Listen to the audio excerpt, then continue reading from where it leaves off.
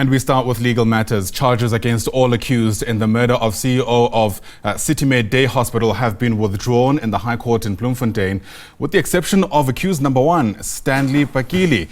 Now, Dr. Louis Siemens was gunned down in the basement of a parking lot at Preller Square shopping centre back in May of 2018. Bakili, who was the mastermind, has been found guilty of murder, amongst others. His sentencing is expected to take place today. Let's get you a sense of what else we can expect. Live to us from court now is Aphumelele Mdlalane, who's been watching these developments for us since this case emerged. And Aphumelele, perhaps let's take a few steps back. How did we get to a point where there's only one person essentially in the dock for this murder, Stanley Bakili, who's been found guilty of this killing? A damning judgment, I must say, Ayanda, 6 years later, from 8 accused to 1 found guilty. Of course, people would be asking, how is that possible? Must remember that in May 2018, we know the killing of Dr. Louis Siemens 4 times at a Preller Square basement, and from then, this case has been seeing a lot of postponements, and also these accused that were arrested, trying their luck with application for bail. But yesterday, Judge Mdlalane, when handing down judgment, surprisingly, a turn of events where we saw only one that has been found guilty of murder, conspiracy to murder, extortion, money laundering, amongst others. And today we're expecting, of course, the sentencing thereof is to know how many years Stanley Bakili, who is the mastermind in this case. We are interested, of course, in trying to find out, but I must also indicate that when I talked to a legal analyst with regard to this matter, he has indicated that it's indeed expected, and it's a likelihood that all these accused that have been, their charges against them have been dropped, are expected to sue the state on basis that of malicious prosecution as well as unlawful arrest. You must remember that, Ayanda, these accused were denied bail from 2018 and have been in custody. As a result, one of them, the accused, died in custody, who was the former police detective, and now we are having those that are freed, which is the former IT specialist, the former SANDF member, as well as the disbarred attorney. Their life was a standstill.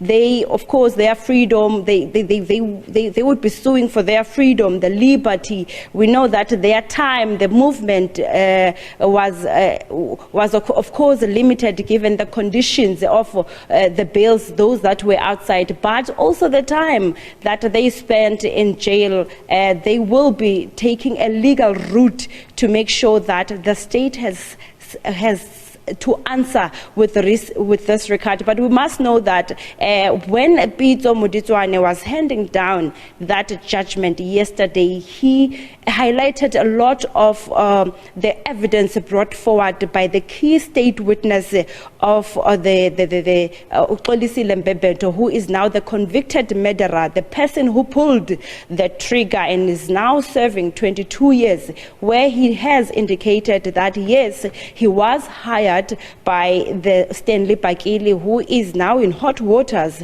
to kill Dr. Louis Siemens, and has since indicated that he came forward because the agreement that he had with Stanley Bakili was not fulfilled, as he was expecting to receive more than 250,000 rands. And some of the key other witnesses that were called, as we know, this case took long, even the judgment yesterday, given that there were more than 40 state witnesses. And we also know that there were officials of former health officials in the province, as well as the then Minister of Health, Dr. Mdlalane, was one of the people that were called in with allegations that they had relations with Stanley Bakili. Must remember, the bone of contention of this case is that there was an agreement between Stanley Bakili as well as Dr. Louis Siemens to the license, or rather to get license for the expansion of the CityMed hospital,